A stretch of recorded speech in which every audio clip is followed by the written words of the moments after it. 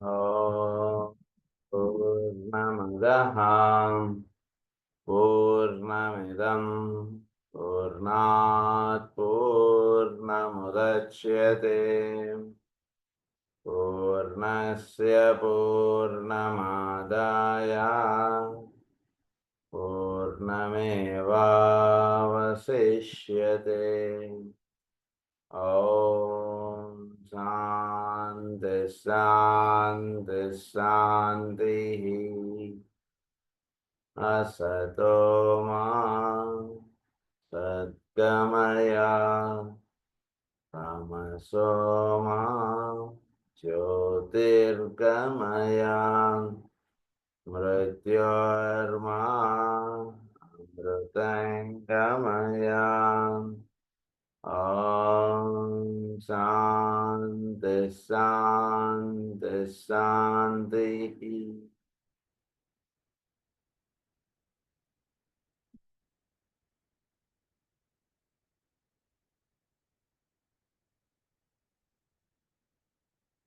ట్రేటేషన్ cosmic ఫైర్లో మనం motion on the mental plane గురించి చదువుకుంటూ ఉన్నాం. అందులో the law of polar evolution అంటే చాప్టర్ మనం చదువుకుంటున్నాం.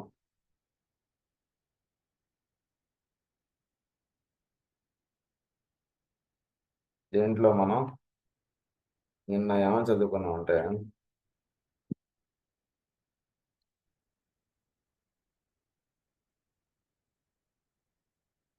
this of itself is sufficient to account for varying and diverse influence which may be traced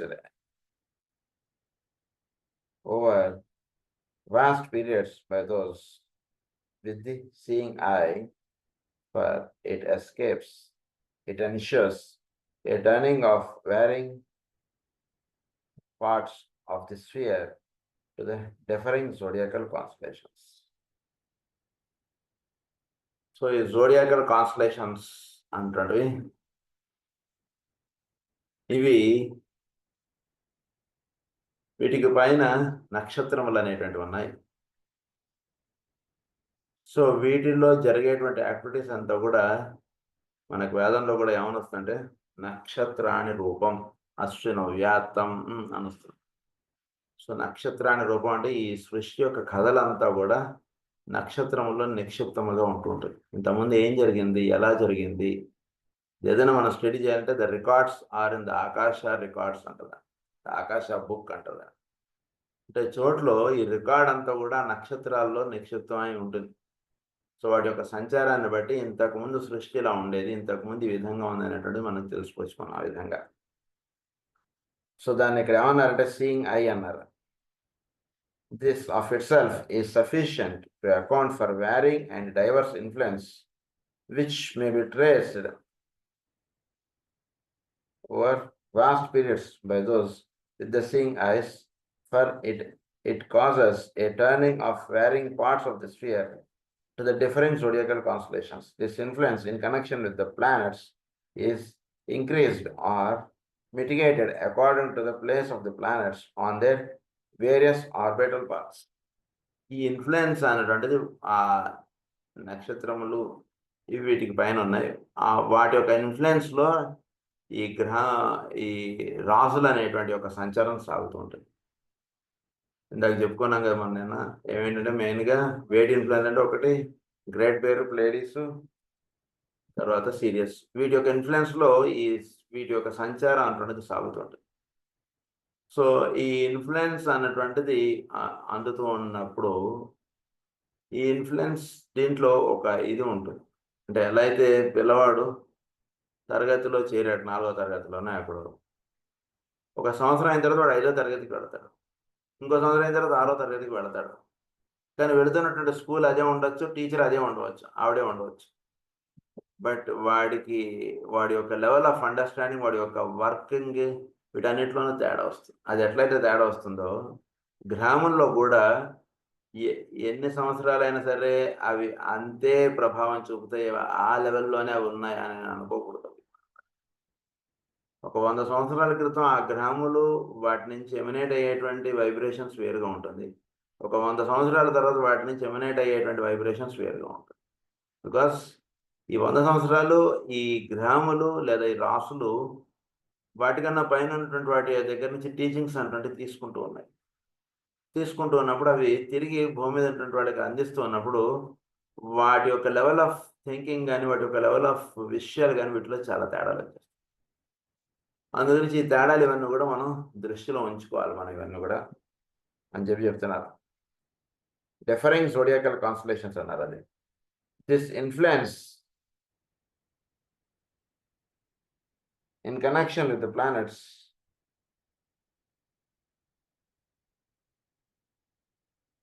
is increased or mitigated according to the place of the planets of these various orbital paths. Hence the immense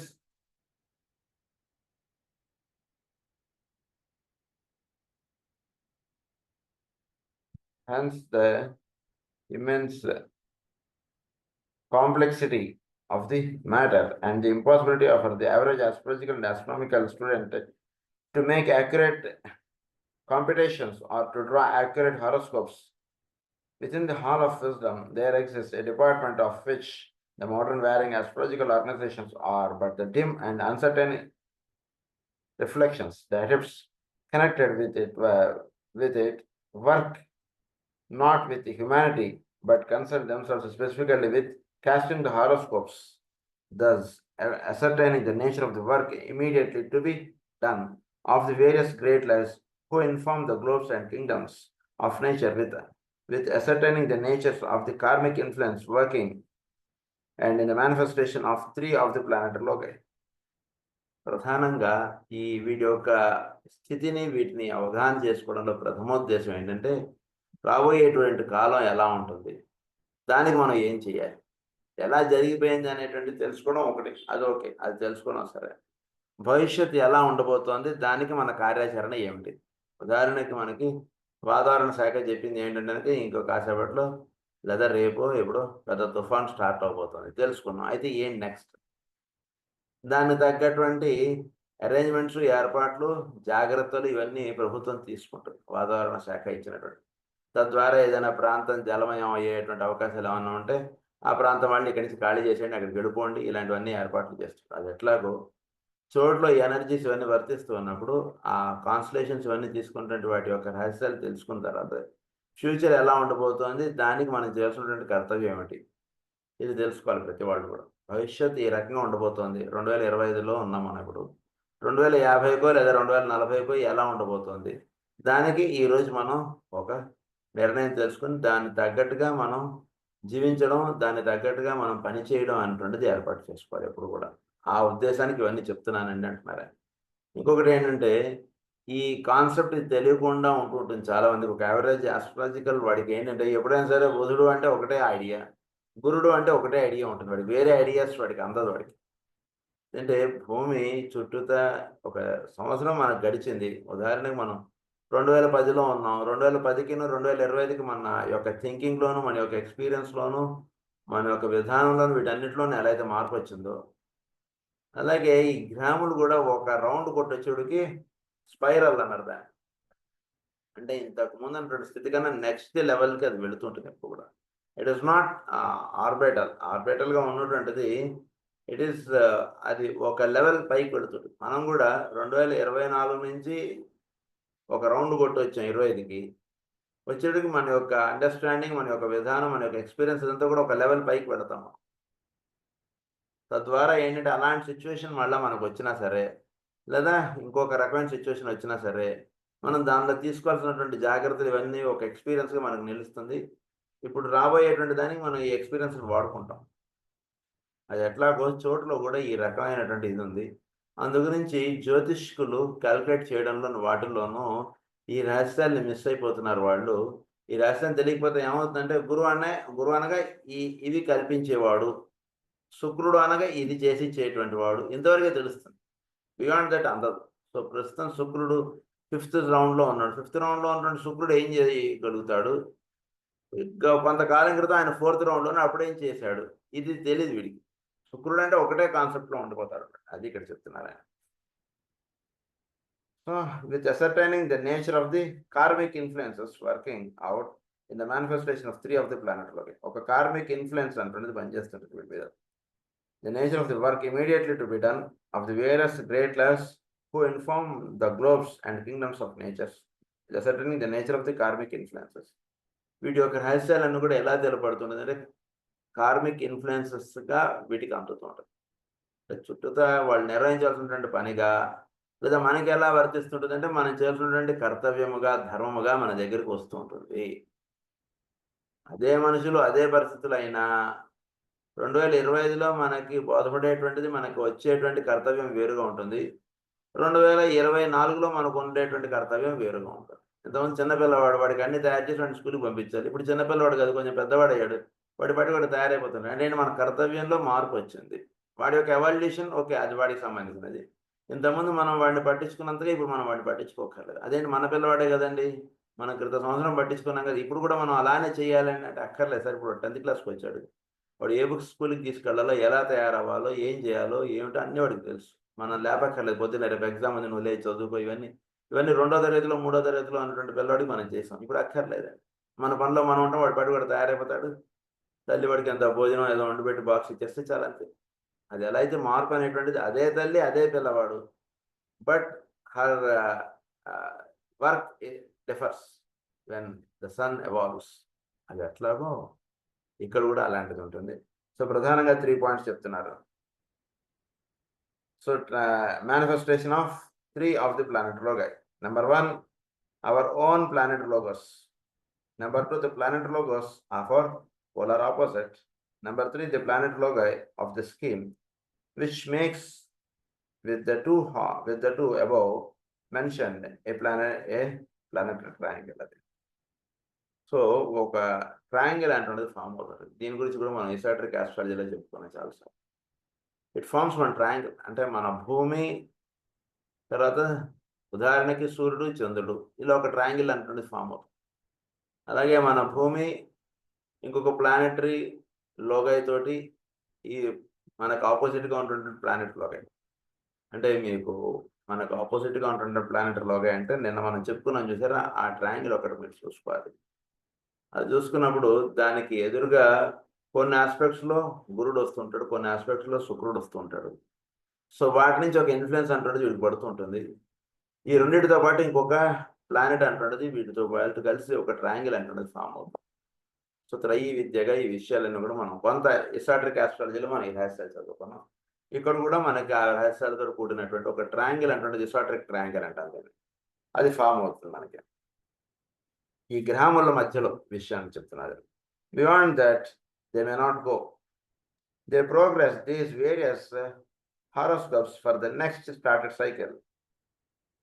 Their records are to be profound and significant interest.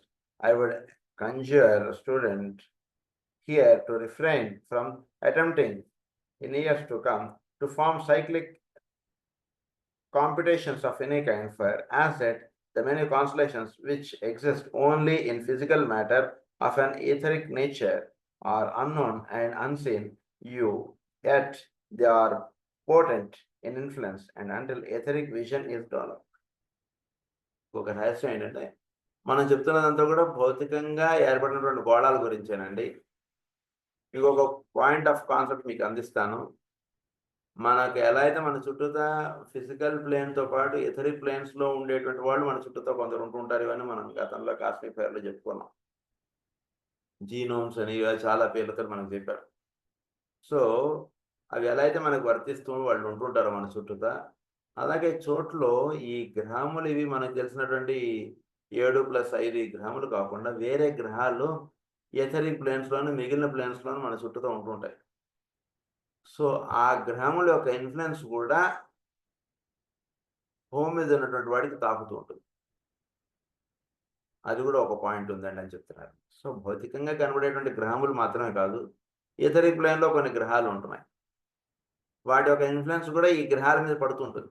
ఉదాహరణకి భూమి మీద కేవలం ఫిజికల్గా ఉండేటువంటి గ్రహాలు మాత్రమే కాదు, ఉదాహరణకి టీచర్లు, స్టూడెంట్స్, టీచర్స్ కొందరు ఆ రోజు టీచర్ రాకపోయినా ఆ టీచర్ యొక్క ఇన్ఫ్లుయెన్స్ ఈ పిల్లల మీద పడుతుంటుంది. అమ్మో రేపు టీచర్ వస్తారు, రేపు ఎగ్జామ్ పెడతా అన్నారు, మనం ఈరోజు ఎట్లయినా సరే చదువుకోవాలి అటువంటిది ఎలా అయితే ఉంటుంటుందో, అలా ఈ ఎథరిక్ ప్లేన్లో ఉండేటువంటి గ్రహముల యొక్క ఇన్ఫ్లుయెన్స్ కూడా ఈ గ్రహాల మీద ఉంటుంటుంది. ఈ సౌరమండలంలో వాళ్ళ యొక్క ప్రభావం అనేది కూడా పనిచేస్తుంటున్నారు చెప్తున్నారు. పోటెంట్ ఇన్ఫ్లుయెన్స్ అన్నారు దాన్ని ఆఫ్ ఎర్రర్. అది all calculations will be full of error. అప్పుడు ఇలా ఈ పని చేస్తున్నప్పుడు మనం వేసుకున్నటువంటి క్యాలిక్యులేషన్స్ ఎంతవరకు కరెక్ట్? మనం ఒక జాతకం వేసుకుంటాం. మనం వేసేటువంటి జాతకం ఎంతసేపు అంటే ఓన్లీ ఫిజికల్ ప్లేన్లో ఉండేటువంటి గ్రహాల గురించి. ఎథరిక్ ప్లేన్లో ఉండేటువంటి గ్రహాల గురించి మన దగ్గర ఏముంది? పాయింట్స్ ఏమీ లేదు. అందులో మనం వేసుకునేటువంటి గ్రహాలు కొంతవరకే సత్యం అవుతున్నాయి, కొంతవరకు అసత్యంగా నిలిచిపోతున్నాయి. ఈ కాన్సెప్ట్ అందకపోతే మనం ఏమవుతుందంటే మనం వేసుకునేటువంటి హార్స్కోప్స్ గురించి చక్కగా అవగాహన తెచ్చుకున్న వాళ్ళం అవ్వం. సో అందుగురించి ఇక్కడ బేసిక్గా చెప్పింది ఏంటంటే మన ప్లానెట్ లోగస్, మనకు ఆపోజిట్గా ఉన్నటువంటి ప్లానెట్ లోగస్ తోటి ఇంకొక ప్లానెట్ లోగస్ తోటి ఒక ట్రయాంగిల్ అటువంటిది ఫామ్ అవుతుంటుంది. ఈ ట్రయాంగిల్ అటువంటిది ఫామ్ అయినప్పుడు మన జాతకాల్లో కానీ, ఇది కూడా మనం గతంలో చెప్పుకున్నాం ఎసాట్రిక్ ఆస్ట్రాలజీ, ఈ ట్రయాంగులర్ ఫార్మేషన్ అటువంటిది between 3 planets. When it forms, it gives lot of energies to the person. ఈ ప్లానెట్ ఎప్పుడైతే ఇంకొక 2 planets తోటి ట్రయాంగిల్ అటువంటి ఫామ్ అవుతుందో, ఈ 3 ఒక ట్రయాంగిల్గా ఏర్పడేటప్పటికి వీటికి ఇమ్మెన్స్ అమౌంట్ ఆఫ్ ఎనర్జీస్ అటువంటి చోట్ల నుంచి అలా వస్తుంటాయి ప్లానెట్స్కి. వీటిల్లో ఏది చిన్న ప్లానెటో దానికి ఎక్కువగా అందుతుంటాయి మిగిలిన పెద్ద ప్లానెట్స్ నుంచి, అలా కూడా అనుకోవచ్చు.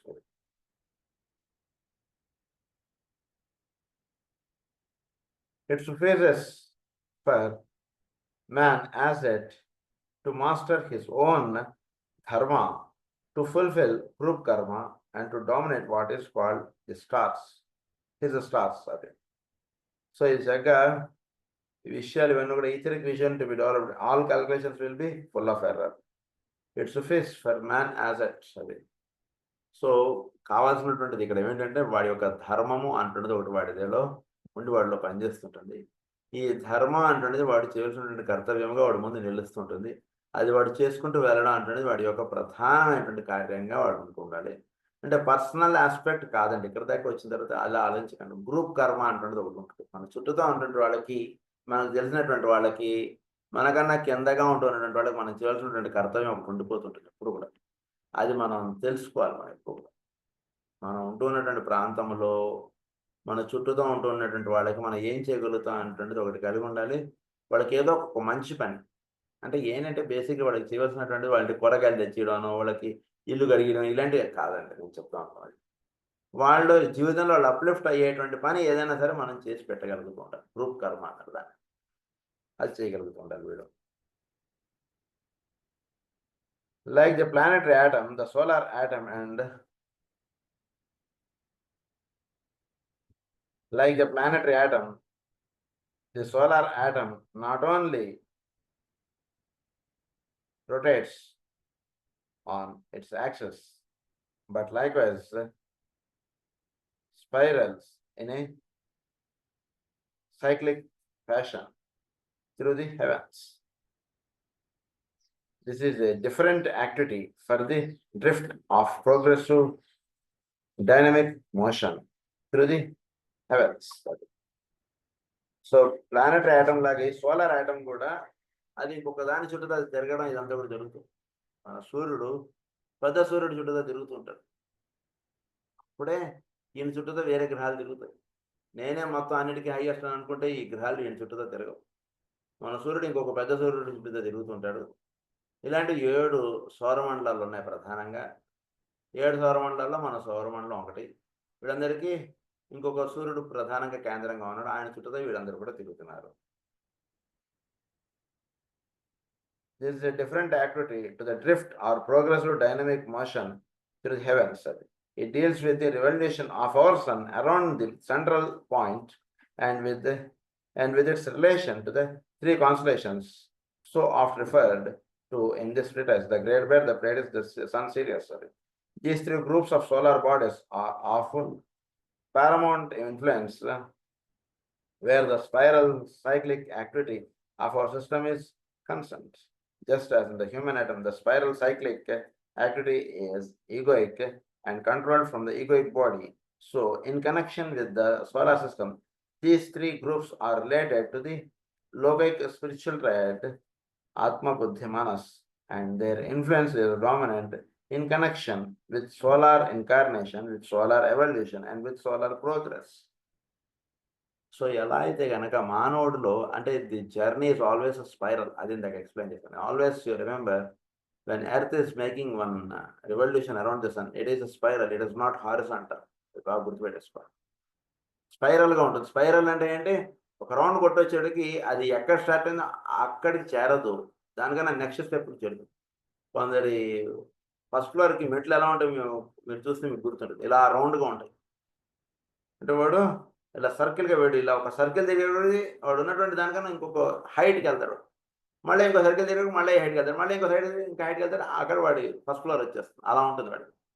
అది ఎలా ఉంటుందో, ఈ భూమి సూర్యుడి చుట్టూతో తిరగడం కానీ, గ్రహములు సూర్యుడి చుట్టూతో తిరగడం కానీ, మన సూర్యుడు ఇంకొక పెద్ద సూర్యుడి చుట్టూతో తిరగడంలో కానీ, ఇట్ ఈస్ స్పైరల్. సో స్పైరల్గా ఉంటుంటుంది కాబట్టి అది ఉన్నటువంటి స్థితి కన్నా హయ్యర్ స్థితికి వెళుతుంటుంది.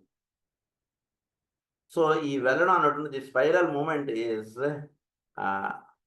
Runs under the influence of the egoic body. So మనలో ఈగో అంటున్నదంటే మనలో ప్రజ్ఞ అంటున్నది అహంకారపూరితంగా ఎక్కడైతే ఉంటుందో, సో అక్కడి నుంచి ఈ బాడీ మీద ఇన్ఫ్లుయెన్స్ అంటున్నది పనిచేస్తూ ఉంటుంది. నేను అనేటువంటిది ఎక్కడైతే తెలియబడుతుందో అక్కడి నుంచి దేహం మీద ఈ ఇన్ఫ్లుయెన్స్ అంటున్నది పనిచేస్తూ ఉంటుంది. సో అక్కడి నుంచి ఇన్ఫ్లుయెన్స్ పనిచేయడం చేత ఏమవుతుందంటే వీటి లైఫ్లో వీటికి ఏర్పడేటువంటి సిచ్యువేషన్స్ కానీ, వీటికి ఏర్పడేటువంటి కష్టములు కానీ, ఇవన్నీ ఆ పాయింట్ ఈగోయిక్ బాడీ నుంచి లింక్ అయినటువంటిదే. సో వాడు ఏర్పాటు చేసుకుంటాడు, ఈ రకమైనటువంటి శిక్షణ నాకు అవసరం అంటుండేది అనుకుంటాడు. వాడు ప్రోగ్రామ్ చేసుకుంటాడు, కంప్యూటర్లో ప్రోగ్రామ్ చేసుకున్నట్టుగా. ఆ ప్రోగ్రామ్ చేసుకున్నాడు దేహంలోకి దిగి వస్తాడు. సో దేహంలోకి దిగి రావడానికి ముందు వాడి యొక్క ఈగోయిక్లో వాడు ఈ రకమైనటువంటి ప్రోగ్రామ్ చేసుకున్నాడు కాబట్టి దానికి తగ్గటువంటి ఎక్స్పీరియన్స్ వాడు లైఫ్లో పొందడానికి వాడికి దేహం అంటున్నది సహకరించడానికి ఈగోయిక్ బాడీకి వాడి యొక్క ఫిజికల్ బాడీకి ఒక కనెక్టివిటీ అంటున్నది ఉంటుంది. ఈ కనెక్టివిటీ చేత వాడికి లైఫ్లో ఏర్పడేటువంటి సిచ్యువేషన్స్ అవన్నీ కూడా ఈ కనెక్టివిటీ మీద ఆధారపడతాయి. వాడికి ఒక సంవత్సరం అడిగి వాడికి లైఫ్కి కావాల్సినటువంటి ఎక్స్పీరియన్స్ వాడు పొందేటువంటి స్థితి వాడికి వెళుతుంటాడు. ఈగోయిక్ లెవెల్లో వాడు ఏదైతే ఫిక్స్ అయ్యి వాడు దిగి వచ్చాడో ఆ ఎక్స్పీరియన్స్ అంటున్నది వాడు 5 సంవత్సరాలు 10 సంవత్సరాలు అడుగు వాడు ఆ ఎక్స్పీరియన్స్ దగ్గరికి ఇలా వెళుతుంటుంది వాడి జర్నీ. అది చెప్తున్నారు ఇక్కడ. సో ఈ ఈగోయిక్ బాడీ అంటున్నది ఆత్మ, బుద్ధి, మనస్సు, ఇది ఒక ట్రయాంగిల్. ఇది మొత్తం 3 ట్రయాంగిల్స్ ఉంటాయి. మనం ఇనిషియేషన్ సోలార్లో ఈ ట్రయాంగిల్స్ చెప్పుకోను, సెకండ్ ట్రయాంగిల్గా చెప్పారు దీన్ని, ఆత్మ, బుద్ధి, మనస్సు. ఈ మూడింటి ద్వారా ఈగోయిక్ బాడీ అంటున్నది లింక్ అయి పనిచేస్తుంటుంది. అది ఈ ట్రయాంగిల్ అన్నది. దీనికన్నా నెక్స్ట్ ఉన్నటువంటిది స్పిరిచువల్ ట్రయాడ్ అంటారు. దీన్ని ఆత్మబుద్ధి మనస్సు అన్నారు. దీనికన్నా లోవర్గా చెప్పినప్పుడు మనం ఫిజికల్, ఆస్ట్రల్, మెంటల్ అంటాం. ఇవన్నీ రిఫ్లెక్టరీగా ఇవన్నీ పనిచేస్తుంటాయి. Related to the logic spiritual triad, Atma, Buddhi, Manas, and their influence is dominant in connection with solar incarnation. Din honor is dominant అది. సో దీన్ని బేస్ చేసుకుని సోలార్ ఇన్కార్నేషన్ ఉంటుంది, సోలార్ ఎవల్యూషన్ ఉంటుంది, solar progress అంటుంటుంది ఈ triangle. మనకు కూడా అంతే, మన యొక్క ఎవల్యూషన్, మన యొక్క ఇన్కార్నేషన్, మన యొక్క ప్రోగ్రెస్ ఆఫ్ లైఫ్ అంటుండేది ఈ లింక్ చేతి అంతా కూడా డిసైడ్ అవుతుంది. Further, it must be added that the third type of rotation to which our system is subjected, that of progress onward, is the result of the united activity of the 7 constellations of our solar system, forming one of the 7, which form the 7 centers in the cosmic logos. This united activity produces a uniform and steady push, if it might so be expressed, towards a point in the heavens unknown as it to even the planet Logi. Unknown as it even to the planet Logi. అంటే ఈ 7 solar systems కూడా 7 suns becomes the 7 points in the cosmic sun. Cosmic సన్లో ఉండేటువంటి 7 సెంటర్స్కి ఈ 7 సూర్యుళ్ళు భాగాలుగా నిలుస్తుంది. అందులో మన సూర్యుడు నాకు గుర్తున్నంత వరకు హీ బికమ్స్ ద 4th. నాకు గుర్తున్నంత వరకు ఒకసారి చూస్తాను అనమాట, కాస్మిక్ ఫైర్లో చెప్పినట్టు గుర్తు. బట్ హియర్ మోస్ట్లీ దే వాళ్ళు ఎక్కడ కూడా ఈ పాయింట్ మెన్షన్ చేయలేదు. ఈ 7 సన్స్ కూడా 7 గానే మెన్షన్ చేశారు మనకి. మనం ఇది గ్రాముల్లో వాటి మాత్రం ఇది పూర్తిగా చెప్పారు. భూమిగా చెప్పినప్పుడు మాత్రం. సో ఈ 7 సూర్యుళ్ళు కూడా 7 సెంటర్స్‌గా ఉంటారన్నమాట ఈ కాస్మిక్ లోగాకి. ఇది సూర్యుడు ఏ స్థితిలో ఉన్నాడు ఏమిటి అనేటువంటిది ఈవెన్ ప్లానెట్ లోగాకి కూడా తెలీదండి అని చెప్తున్నారు. అంటే ఆ హైయెస్ట్ స్థితికి సంబంధించినటువంటి విషయం కాబట్టి ఈవెన్ ప్లానెట్ లోగాకి కూడా తెలీదు ఈ విషయం. The confines of the heavens themselves are illuminable and utterly unknown. Not but the widest speculation is possible to the tiny, finite minds of men, and it profits us not to consider the question, go out on some clear starlit night and seek to realize that in the many thousands of stars, suns, and constellations visible to the unaided eye of man, and in the tens of millions which the modern telescope reveals, there is seen the physical manifestation of us many millions of intelligent existences. Next point ఏమని చెప్తున్నారంటే మనం ఆకాశంలోకి వెళ్ళి చూస్తే కొన్ని కోటాను కోట్ల నక్షత్రములు మనకు కనబడతాయి. అదే టెలిస్కోప్ పెట్టి చూస్తే మన కంటికి కనబడనటువంటి ఇంకొక 100 కోట్లు అన్నీ యాడ్ అవుతాయి ఈ నక్షత్రాలకి. ఇన్ని మన చోట్ల ఇవన్నీ కూడా ఉన్నాయి. ఇది ఒక పాయింట్ తెలుసుకుంటున్నారు. నెక్స్ట్ పాయింట్ మనకి చెప్తున్నారు, ఇంట్రడక్షన్ చెప్పారు ఇప్పుడు. సో ఇక్కడ ఏం చెప్తున్నారంటే, so in many thousands of Sons and constellations with unaided man, physical manifestations of so many millions of intelligent existences, this infers that what is visible is simply those existences who are in incarnation. ఇవన్నీ కూడా incarnate అయి ఉన్నటువంటి మాత్రం మీరు చూస్తున్నారండి. That is 1/7 you are seeing, 6/7 are invisible to your eye అని చెప్తున్నాం. So దీన్ని బట్టి ఇంకా చూడండి, 1/7 ఆఫ్ స్టార్సే మనం చూస్తున్నాం, 6/7 వీటికి పైన ఇంకా ఉన్నాయి. అవన్నీ కూడా ఇన్కార్నేషన్కి అవన్నీ కూడా అలా వెయిట్ చేస్తున్నాయి. అవన్నీ కూడా దేహం మాకు దొరుకుతుందా అన్నట్టుగా అవన్నీ వెయిట్ చేస్తున్నాయి.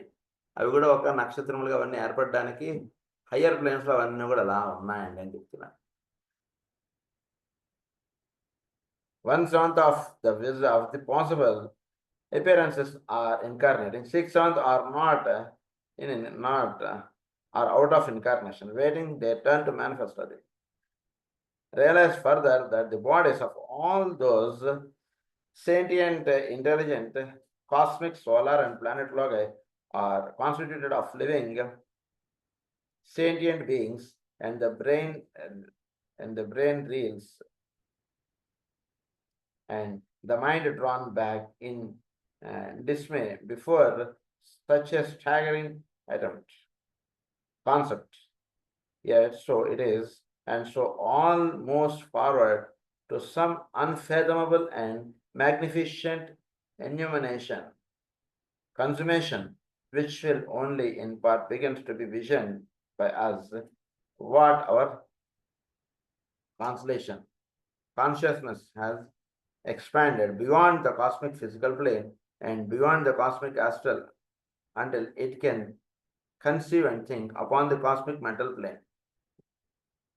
సో ఈ రకంగా ఈ కాస్మిక్ ఫిజికల్ ప్లేన్లోకి వెళ్ళినటువంటి వాళ్ళే చాలా కొద్దిమంది అండి. దీనికన్నా కాస్మిక్ మెంటల్ ప్లేన్కి వెళ్ళినటువంటి వాడికి ఇంకా మేనిఫెస్ట్ అవ్వడం, ఎందుకంటే మేనిఫెస్టేషన్ అంతా belongs to cosmic physical plane. Cosmic physical ప్లేన్లో కూడా ఈథరిక్ ప్లేన్స్లో చాలా ఉంటాయి. సో కాస్మిక్ ఆస్ట్రల్ ప్లేన్లో మేనిఫెస్ట్ అవ్వడానికి సంసిద్ధంగా ఉన్నాయి. కాస్మిక్ మెంటల్ ప్లేన్లో ఏవి మేనిఫెస్ట్ అవ్వడానికి సంసిద్ధంగా ఉన్నాయి, ఏవి ఎలా ఉన్నాయి, ఏమిటి ఈ రహస్యాలన్నీ ఆ ప్లేన్కి వెళ్ళిన వాడికి ఇవన్నీ కూడా తెలుస్తాయి. మిగిలిన వాడికి ఇవన్నీ కూడా తెలిసేటువంటి అవకాశం చాలా తక్కువ, లేదు almost. That supposes a realization beyond that of the Buddhas who have the consciousness of the cosmic physical plane, and beyond that of the planet logi, it is consciousness and knowledge of a solar logos. So Buddha భగవానులు వీళ్ళందరూ కూడా ఇక్కడ దాకా వెళ్ళినట్టు cosmic physical plane, cosmic astral plane అక్కడ దగ్గర cosmic సౌరమండలంలో ఉండేటువంటి సూర్యుడు వీటికి సంబంధించినటువంటి ప్లేన్స్, ఆ ప్లేన్స్ దాటినటువంటి వాళ్ళకి ఈ రహస్యాలనే తెలుస్తాయి.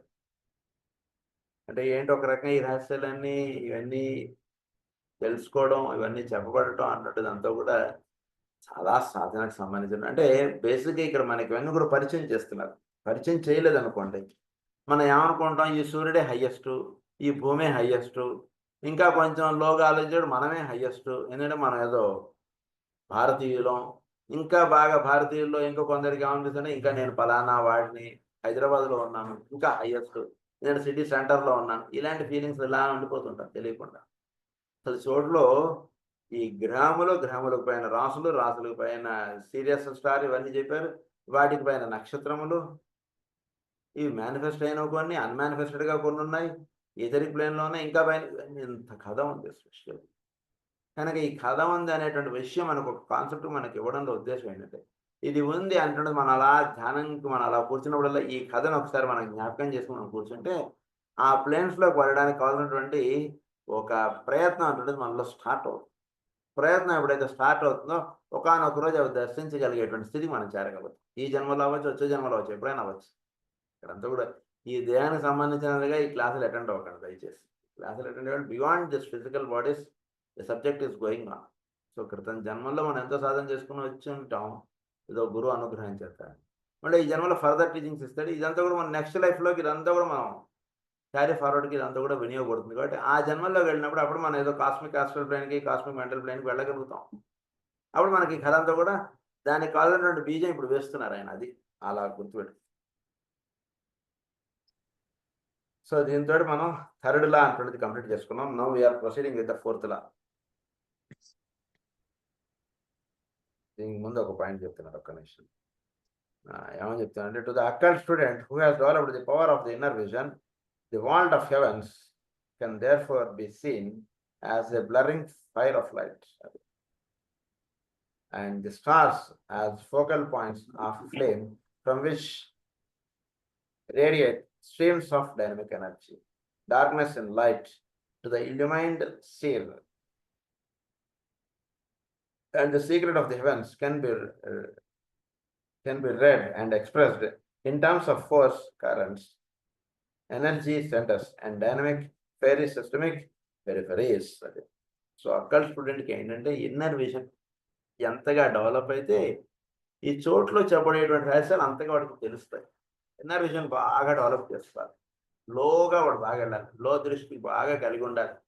వాడిలో ఉండేటువంటి ఆలోచనలు, వాడిలో జరుగుతున్నటువంటి ప్రక్రియ, వాడిలో జరుగుతున్నటువంటి దీని గురించి బాగా వాడు సాధన చేసుకోగలిగితే వీడిలో ఎంతగా వీడు వెళ్ళగలుగుతాడో చోట్లో ఉన్నటువంటి దానిలోకి అంతగా వెళ్ళగలుగుతాడు. ఎందుకంటే everything is darkness. So illuminated light in the darkness అన్నారు దాన్ని. ఏమన్నారు ఇక్కడ? The power of the inner vision, the vault of therefore a blazing fire of light another. So therefore he can see, therefore he be seen as a blazing fire of light and the stars of the focal points of a flame from which radiate streams of dynamic energy. Darkness to light, darkness is light to the illumined seer. ఏమి కనబడట్లేదండి అలా కాకండి. యోగికి ఏదైతే పగలో మిగిలిన వాళ్ళకి అది చీకటి, మిగిలిన వాళ్ళకి ఏదైతే చీకటో అది యోగికి పగలుగా మనకి మందరజాలంలో మాస్టర్ రాస్తారు వాక్యం. సో మిగిలిన వాళ్ళందరికీ ఏదైతే చీకటో అక్కడ ఎంతో వెలుగు ఉంది అనేటువంటిగా తెలుసుకుంటాడు యోగి. పైన ఏముందని అంత చీకటే నక్షత్రాలు కాదండి. అక్కడ ఎన్నో స్టార్స్ అన్నీ కూడా అలా వాటి యొక్క వెలుగును భూమి మీదకి అలా అందిస్తున్నాయి రాత్రిపూట. పగలపూట సూర్యుడు ఒక్కడే ఇస్తున్నాడు. రాత్రిపూట వాటి యొక్క ఇన్‌ఫ్లుయెన్స్ అంతా కూడా మనకి అందిస్తున్నాయి. అందుగురించి ఆ టైం చాలా సేక్రెడ్ టైమ్‌గా ఒక యోగి వినియోగించుకుంటాడు. అనవసరమైనటువంటి చోటు, వేరే విషయాల్లోకి వెళ్ళడు, ఏమీ చేయడు. చాలా చక్కగా వాడి యొక్క జీవనాన్ని ఏర్పాటు చేసుకుంటాడు. అందుగురించి ఇన్నర్ విజన్ బాగా డెవలప్ చేసుకున్నటువంటి వాడికి ఈ రహస్యాలన్నీ కూడా బాగా తెలబడతాయి. దర్శించుకుంటాడు, తెలుసుకుంటాడు.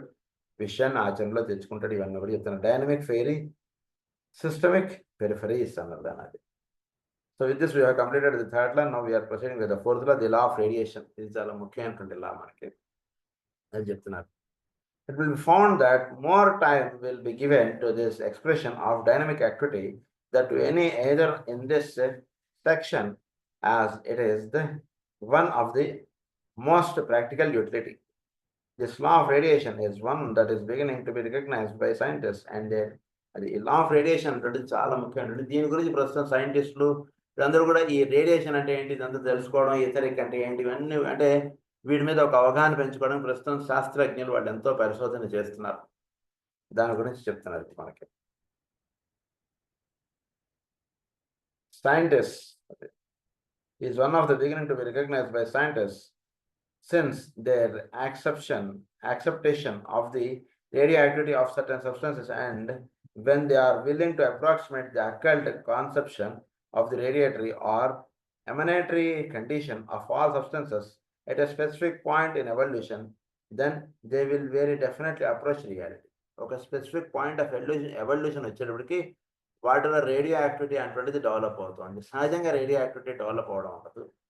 ఎవల్యూషనరీలో ఒక స్థితికి వచ్చేటికి వాడిలో రేడియో యాక్టివిటీ అనేటువంటిది డెవలప్ అవుతుంది.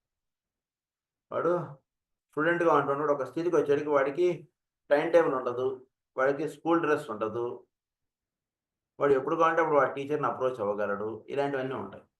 ఒక లెవెల్లో ఉన్నటువంటి వాడికి ఇవన్నీ వర్తింపడు, ఒక లెవెల్ దాటినటువంటి వాడికి ఇవన్నీ కూడా వర్తింపడతాయి. అది ఎలాగో చోట్లో ఉన్నటువంటి పదార్థముల్లో వీటన్నిటిలోనూ ఒక స్థితి దాటిన తర్వాత దానికి రేడియో యాక్టివిటీ అనేటువంటిది అందివ్వబడుతుంది. ఆ స్థితి లోపల ఉన్నటువంటి వాటికి రేడియో యాక్టివిటీ ఉండదు. ఆ స్థితి దాటిన తర్వాత వాటికి రేడియో యాక్టివిటీ గుణములు అనేటువంటివి అలా దిగి వస్తుంటాయి చోట్ల నుంచి. సో దాని గురించి ఎక్స్ప్లెయిన్ చేస్తున్నారు ఇప్పుడు. Radiation is the outer effects produced by all forms in all kingdoms when their internal activity has reached such a stage of vibrating activity that the confining walls of the forum no longer form a prism. Confining walls of the forum no longer forms a prism. అంటే చోట్లో ఉన్నటువంటి ప్రతి substance, ప్రతి ఖనిజం, ప్రతి పదార్థం, ప్రతి life aspect, మానవుడి దగ్గర నుంచి మీరు కింద ఉన్నటువంటి అణువుల దాకా ఎక్కడ దాకా తీసుకున్నా సరే, ఒక జంతువు, ఒక చెట్టు, ఒక ప్రాణి, ఒక మానవుడు, ఒక అణువు, వీటన్నిటిలోనూ వాడిలో ఉన్నటువంటి ఒక ఇది వాడి దేహం వాడిని కండిషన్ చేయనటువంటి స్థితికి ఎప్పుడైతే వాడు దాటుతాడో, అంటే వాడి యొక్క ఇన్ఫ్లుయెన్స్ వాడి దేహంలో పరిమితంగా అయిపోయి ఉండకుండా, దేహంతో సంబంధం లేకుండా వాడి ఇన్ఫ్లుయెన్స్ పరివ్యాప్తి పొందేట్టుగా వాడు ఎప్పుడైతే చేసుకుంటాడో దాన్ని ఏమన్నా అంటే దాన్ని రేడియో యాక్టివిటీ అన్నారు, రేడియేషన్ అన్నది. అంటే ఉదాహరణకు వాడి దేహం హైదరాబాద్లోనే ఉంది, లేదా వాడి దేహం పలానా చోటు ఉంది, కానీ ఇక్కడ నుండి వీడు అమెరికాలో వీడు మాట్లాడతాడు. That is called radioactivity. So చోట్లో ఇక్కడ వీడుండి అక్కడెక్కడో ఉన్నటువంటి యాక్టివిటీని వీడు కంట్రోల్ చేస్తున్నాడు, చూసారా? అంటే వీడి body is in one place but he is showing his influence at other place. అది జీవితంలో అది సాధించుకోవాలి మహానుభావులు. అంటే మనం ఈ విషయం ఈరోజు చాలా తేలిగ్గా మనకు అర్థమైపోతుంది. ఎందుకంటే మనకి సీసీ కెమెరాలు వచ్చేసాయి, ఫోన్లు వచ్చేసాయి, ల్యాప్టాప్లు వచ్చేసాయి, ఇవన్నీ చాలా వచ్చాయి. ఈ పరికరాల ద్వారా మనం ఎక్కడో దాని యొక్క కంపెనీ యొక్క CEO ఎక్కడో ఉన్నా వాడి యొక్క ఇన్ఫ్లుయెన్స్ ఇతర దేశాల్లో వాడు ప్రభావం చూపగలుగుతున్నాడు కదా. సో ఈ రకంగా ఇది జరుగుతోంది. That is with respect to certain so scientist ఈ రకంగా అయినటువంటి విషయాల్లోకి వాళ్ళు అడుగు పెడుతున్నారు, వాళ్ళు తెలుసుకోవడానికి ప్రయత్నం చేస్తున్నారు. ఆ పాయింట్ దాన్ని ఏమన్నంటే దాని రేడియేషన్ అన్నదా. Activity of the confining walls of the forum no longer form a prison but permit of the escape of the subject to essence. ఈ సబ్జెక్ట్ టు ఎసెన్స్ యొక్క ఇన్ఫ్లుయెన్స్ అంటుండేది అక్కడ పడేటట్టే జరుగుతుంది. సో మనకు అర్థం అవడానికి నేను ఈ ఫోను ఇవన్నీ వాడాం, ఇవేవి లేకపోయినా వీడు ఇక్కడ ఉన్నాడు, ఆ ఇతర దేశాల్లో ఎక్కడో వాడి యొక్క కంపెనీ ఉంది, వీడి ఇన్ఫ్లుయెన్స్ వీడు ఫోన్ చేయలేదు, వీడు ఒక సీసీ కెమెరాలో ద్వారా వాడిని చూసి వాడికి చెప్తున్నాడు అనేటువంటిది లేదు, అయినా వీడి ఇన్ఫ్లుయెన్స్ వాడి మీద అక్కడ పనిచేస్తుంటుంది. అంటే మనకు అర్థం అవడానికి ఫస్ట్ ఇవి వాడుకున్నాం ఈ పరికరాలు, ఇవి లేకపోయినా వీడి ఇన్ఫ్లుయెన్స్ వాడి మీద ఎలా పనిచేస్తుంటుంది, ఇది కొంచెం హయ్యర్గా మీరు అర్థం చేస్తాం. వీడు ఒక రేడియో యాక్టివిటీ అంటే వీడిది అలా పెరిగినప్పుడు ఇవేవి లేవు, అయినా వీడు అక్కడ ఉన్నట్టుగా అక్కడ పనులు జరుగుతూ ఉంటాయి. ఇది ప్రధానంగా ఈ లాలో ఈ విషయం ప్రధానంగా ఇప్పుడు మనకి అవగాహనలోకి తెస్తారు, ఇది చెప్తున్నారు. It marks a specific point of attainment in the evolutionary process, and this is equally true of the atom or substance with which the chemist and physicist deal. when working with the elements and as of the forms of the vegetable kingdom, the forms in the animal kingdom, in the humans, and likewise in the divine. In the divine కూడా human కింగ్డమ్లోను, animal కింగ్డమ్లోను, plant కింగ్డమ్లోను వాటి యొక్క ప్రభావం అంటుండదు ఇక్కడ. వాటి యొక్క ఇది కాదు, వాటి అంటే ప్రభావం, ప్రజెన్స్ అంటారు చూసారు, అది ఇక్కడ తెలియపడుతుంది. అది ప్రధానం కావాలి మనకి. ఈ ప్రస్తుతం అంటుండే దాంట్లో వాళ్ళ యొక్క ప్రజెన్స్ అంటున్నది ఎక్కువ పనిచేస్తుంది. వాళ్ళు ఫిజికల్గా ఉన్నటువంటి సామీప్యము, సాన్నిధ్యము అన్నటువంటి దీనిగా మాస్టర్ గారు పురుషమేధంలో చెప్తారు మనకు. అక్కడ సామీప్యం కన్నా సాన్నిధ్యం అటువంటిది ఎక్కువ కావాలి. గురువు యొక్క సామీప్యం కాదు, గురువు యొక్క సాన్నిధ్యం మనకు కావాలి. ఆయన లేకపోయినా ఆయన ఇక్కడ ఉన్నారు అటువంటిది అక్కడ ప్రతిబింబిస్తూ ఉండాలి మనకి. That is called radiation. అదే అనమాట. అంటే గురువు విషయంగా మనం ఇలా చెప్పుకుంటాం. సో ప్రతి అణువులోనూ ఒక రేడియేషన్ అన్నాడు. అంటే దాని యొక్క సాన్నిధ్యం మనకి తేలిగ్గా అర్థమాలంటే, దీని యొక్క సాన్నిధ్య ప్రభావం అంటున్నది ఆ చుట్టూతో అది ప్రసరింపబడుతూ ఉండాలి. ప్రతి అణువు అది చేయగలుగుతూ ఉండాలి. ప్రతి ప్లాంట్ చేయగలగాలి, ప్రతి యానిమల్ చేయగలగాలి, ప్రతి మానవుడు చేయగలగాలి, పైనటువంటి డివినిటీ కూడా అది చేయగలగాలి. అది ప్రధానంగా దాన్ని రేడియేషన్ అన్నారు. ది లా ఆఫ్ రేడియేషన్ అన్నారు. అది ఈ ఎలివేషన్లో ఒక స్థితి వచ్చేటికి అది సిద్ధిస్తుంది వాళ్ళకి. ఒక ప్లాంట్కైనా అది సిద్ధిస్తుంది, ఒక యానిమల్ సిద్ధిస్తుంది, ఒక మానవుడికి సిద్ధిస్తుంది, ఒక అణువుకి అది సిద్ధిస్తుంది. From some angles of vision, it might be regarded as the true form, which is to be understood accurately as the etheric form of energy, making its presence felt in such a way that it becomes apparent even to the scientific students should have remember two things. So etheric form అన్నటువంటిది ప్రధానంగా ఇది అందిస్తుంది. దాన్ని ఏమన్నట్టు that is the true form. Our etheric form is the true form. ఇది బాగా గుర్తుపెట్టుకోండి. మన యొక్క నిజ స్వరూపం ఏంటి? సూక్ష్మ స్వరూపం, సూక్ష్మ దేహం. అది మన యొక్క నిజ స్వరూపం. భౌతిక దేహం ఇది పెద్ద, దీంతో ఇది మన నిజమైనటువంటి రూపం కాదు. Etheric vision, etheric form is our true form. అది బాగా తెలుసుకోండి. ఇది ప్రధానంగా 2 పాయింట్స్లో చెప్తున్నారు. Number 1, first that in all occult conclusions, it is the body of energy which is dealt with and the subject to life back of the form which is recognized as being the supreme importance. The subject to life, that is background of the physical form, is of supreme importance. అది ఎక్కువ చాలా అంటే physical ఫారంని మనం జాగ్రత్తగా పెట్టుకోవడంలో ఉద్దేశం ఏంటంటే, కళ్ళజోడు ఉన్నటువంటి వాడు కళ్ళజోడు చక్కగా తుడుచుకొని పెట్టుకుంటే కన్ను చక్కగా చూడగలుగుతాడు. అది ఎట్లాగో ఫిజికల్ ఫారం అంటుండేది అలా. కళ్ళజోడు ఇజుకొల్టు వాడి కన్ను అంటే కాదండి. కన్ను చూడడానికి కళ్ళజోడు వినియోగపడుతుంది అంతే. కళ్ళజోడు వాడు ఒకటి కాదు, వాడికి ఇవ్వబడినటువంటిది. అలాగే ఈ దేహం అనేటువంటిది మనం కాదు, మన లోపల ట్రూ ఫారం అంటుంటుంది. That is called etheric form. Etheric form అని ఒక ట్రూ ఫారం. కన్నుకి కళ్ళజోడు లాంటిది మన దేహం, మన యొక్క ఎథరిక్ ఫారంకి. అలా పెట్టుకోండి. సో అది సుప్రీం ఇంపార్టెన్స్. కళ్ళజోడు ముఖ్యం అండి. కన్ను మూసేసేయండి, కళ్ళజోడు పెట్టండి, చూడగలడా? చూడలేడు కదా. సో ఎక్కువ ఇంపార్టెంట్ ఏంటి? కళ్ళజోడు, కన్ను. దానికి కళ్ళజోడు సహకారం అంటుండే తీసుకుంటే వాడు చక్కగా చూడగలుగుతాడు. మీరు అన్నది కరెక్టే. కొన్ని కళ్ళజోడు తీసేస్తే వాడు చూడగలడా అంటే, కళ్ళజోడు తీసేసినా వాడు చూడగలగచ్చు. భవిష్యత్తులో ఒకనొక ఆపరేషన్స్ ఏమన్నా వస్తే వాడు కళ్ళజోడు లేకపోయినా వాడు చూపించవచ్చు. కానీ కన్ను లేకపోతే వాడు చూడలేడు. సో బేసిక్గా ఎక్కువ ఇంపార్టెంట్ ఏంటి? కన్ను. దానికి కళ్ళజోడు సహకారం, అది దేహం. Subject to life another, then the object, supreme importance. Second, that the dense object of manifestation, as has been reiterated frequently, it is not regarded as a principle at all. The occultist deals with principles alone. It is not a principle అని చెప్పి చాలాసార్లు చెప్పారు. Because the భౌతిక దేహం అంటున్నది మనం చంద్రుడి నుంచి స్వీకరించినటువంటిది. చంద్రుడి నుంచి లోనార్ పితృస్ కట్టి ఇచ్చాడు ఈ దేహాన్ని. కనుక ఇది ప్రధానమైనటువంటి అంశముగా మనం ఇది కన్సిడర్ చెయ్యం. ఎందుకంటే మూన్ ఇస్ డెడ్ ప్లానెట్ కదా. సో డెడ్ ప్లానెట్ నుంచి స్వీకరించిన ఎనర్జీస్ చేత ఈ దేహం కట్టారు కాబట్టి దీన్ని ప్రధానంగా స్వీకరించాం మనం పాయింట్గా. మనం ప్రధానంగా స్వీకరించేటువంటిది ఏంటంటే etheric form. That is main. అది సుప్రీం ఇంపార్టెన్స్.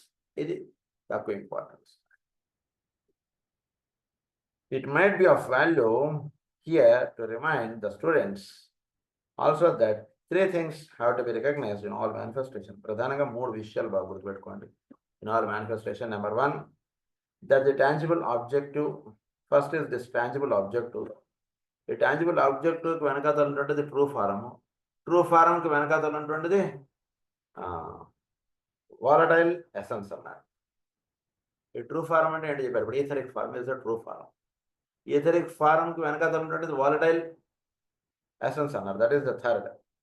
ఫస్ట్ ఏమో true form, this is tangible objective exterior, negative అన్నారు దీన్ని. సో నెగిటివ్ పాజిటివ్ అన్నటువంటి విషయంగా మన కాస్మిక్ ఫైర్లో ఈ దేహం గురించి చాలా ఎక్స్ప్లెయిన్ చేస్తారు. దిస్ ఇస్ నెగిటివ్, లోపల ఉంటుంటాడు పాజిటివ్ అని చెప్పి చాలా ఎక్స్ప్లెయిన్ చేస్తారు. అందు గురించి దీన్ని నెగిటివ్ అన్నారు ఫిజికల్ ఫారంని.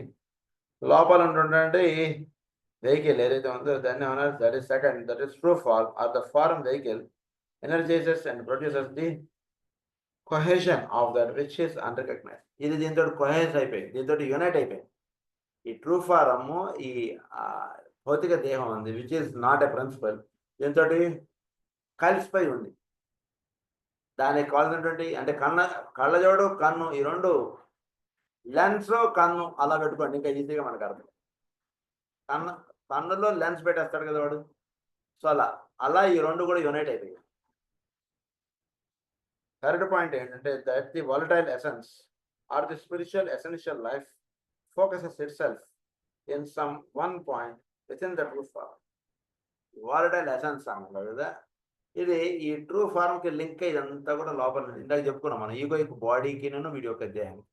అలా ఈ వాలటైల్ ఎసెన్స్ అన్నది దాన్ని, ఆ ఎసెన్స్గా ఉంటుంటుంది వీడి యొక్క ట్రూ ఫారంకి లింక్గా ఇదంతా పనిచేస్తుంది.